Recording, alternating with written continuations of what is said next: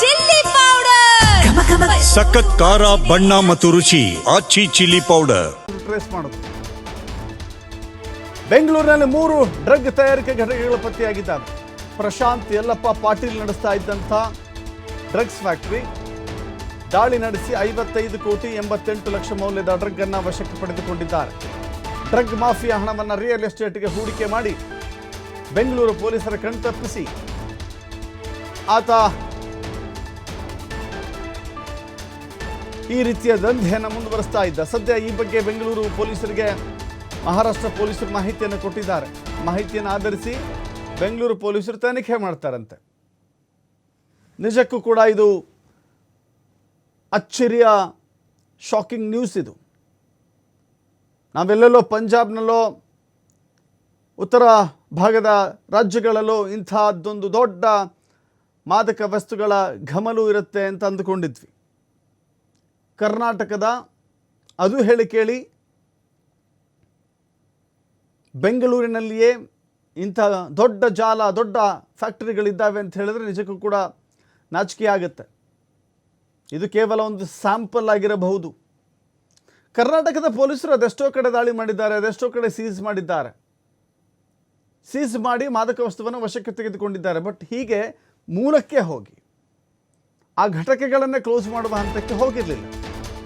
ಕೊತ್ತನೂರು ಠಾಣೆ ವ್ಯಾಪ್ತಿಯಲ್ಲಿ ಗೊಲ್ಲಹಳ್ಳಿಯಲ್ಲಿ ನಡೆದಿರುವಂಥ ಘಟನೆ ಇದು. ಗೊಲ್ಲಹಳ್ಳಿಯಲ್ಲಿ ಫ್ಯಾಕ್ಟರಿಗಳಿತ್ತು. ತೋಟದಲ್ಲಿ ಶೆಡ್ಡನ್ನು ನಿರ್ಮಿಸಿ ಆರೋಪಿಗಳು ಪ್ರತಿದಿನವೂ ಕೂಡ ಡ್ರಗ್ಸನ್ನು ತಯಾರಿಸ್ತಾ ಇದ್ದರು. ದೊಡ್ಡ ಜಾಲ ಬಿದ್ದರೂ ಕೂಡ ಬೆಂಗಳೂರು ಪೊಲೀಸರು ನಿರ್ಲಕ್ಷ್ಯವನ್ನು ವಹಿಸಿದ್ರು. ಇವತ್ತು ಕಮಿಷನರ್ ಕಚೇರಿಯಲ್ಲಿ ಸಚಿವರ ಸಭೆ ಹಿನ್ನೆಲೆ ಇವತ್ತು ಚರ್ಚೆಯಾಗುವ ಸಾಧ್ಯತೆಗಳಿದೆ. ಸಿಸಿಬಿ ಪೊಲೀಸರು ಅಲ್ಲಿ ದಾಳಿ ಮಾಡಿದ್ರಂತೆ, ಬೇರೆ ಬೇರೆ ವ್ಯಾಪ್ತಿಯ ಪೊಲೀಸರು ಇಲ್ಲಿ ದಾಳಿ ಮಾಡಿದ್ರಂತೆ, ಸೀಸ್ ಮಾಡಿದ್ರಂತೆ. ಅದ್ಯಾವುದೋ ನೈಜೀರಿಯಾ, ಅದ್ಯಾವುದೋ ಸೋಮಾಲಿಯಾ, ಬೇರೆ ಬೇರೆ ದೇಶದ ಪ್ರಜೆಗಳನ್ನು ಅರೆಸ್ಟ್ ಮಾಡಿದ್ರಂತೆ.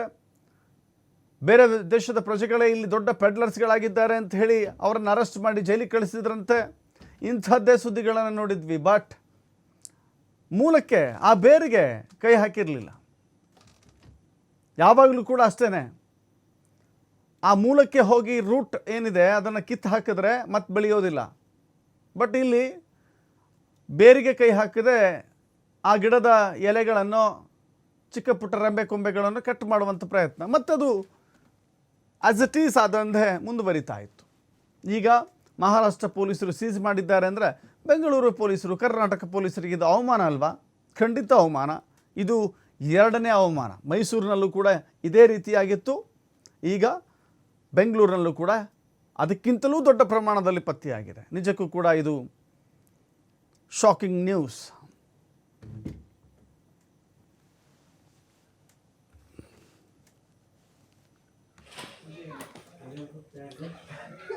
Gracias.